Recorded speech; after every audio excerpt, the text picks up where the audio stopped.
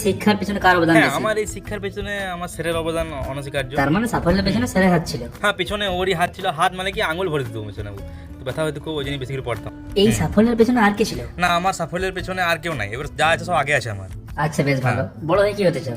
না আমি তো বড় হয়ে ডাক্তার হতে চাই, ডাক্তার হয়ে গ্রামের লোকদের ফ্রি চিকিৎসা করবো। তাহলে কি ডাক্তার হয়ে ইচ্ছাটা ছোট থেকেই ছিল? না ছোট থেকে ডাক্তার হইতে ছিল না, আমার মা পরে এটা শিখিয়ে দিল যে বলতে হয় এরকম নাকি, সবাই বলে দুঃখ বলতে হবে, আমিও বললাম। তাহলে তোমার আসল ইচ্ছাটা কি? আমার না আমার তো ইচ্ছা ডাক্তার হওয়ার, গানের ডাক্তার। কারণ ওই যে গরমে দেখো সব অল্প বয়সে বিয়ে করে লিখছে, মানুষের মাথা খারাপ হয়েছে তাও মানুষ বিয়ে করে লিখছে, তার অল্প বয়সে যে বিটিএস লাভার হয়ে গেছে, এই বিটিএস এদের গাঁড়ের চিকিৎসা করি, গাঁড়ের থেকে পোকা বাই করি, আমি দেশটা কারো উন্নত করতে চাই, যাতে গাঁড়ে যাতে কারো সমস্যা না থাকে।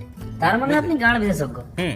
তো আপনি যে এই বললেন বিনা পয়সায় চিকিৎসা করবেন, কিভাবে করবেন? মিছে কথা বলি। এরকম ব্যাপার? হ্যাঁ মানে ছোট থেকে মিছে কথা বলি, মানে আমার বাবা মিছে কথা বলে, মাও মিছে কথা বলে, আমার গোষ্ঠী মিছে কথা বলে, আমিও মিছে কথা বলি। হ্যাঁ মানে সেবা করতে হবে, এবার করো না করা বড় ব্যাপার নয়, কিন্তু মিছে কথা বলো।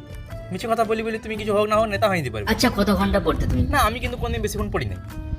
আমার মা আমাকে 17 ঘন্টা 18 ঘন্টা বসিয়ে রাখতো, তারপরে বলি যা খেলতে যা, আমি বিন্দাস খেলতাম। তারপরে তো পড়ার ফাঁকে কোনোদিন প্রেম রিলেশন করেছে নাকি? না রিলেশন কি বলতো, রিলেশন আমার গাড়ি ক্ষমতা নাই বলেই তো আমি পড়াশোনা করে যেত সারাদিন, যাতে লোকের গার্লফ্রেন্ড যদি আমি পড়ে দিতে পারি চাকরি পেয়ে। আচ্ছা তুমি বলো, তুমি কি হতে চাও? কে আমি?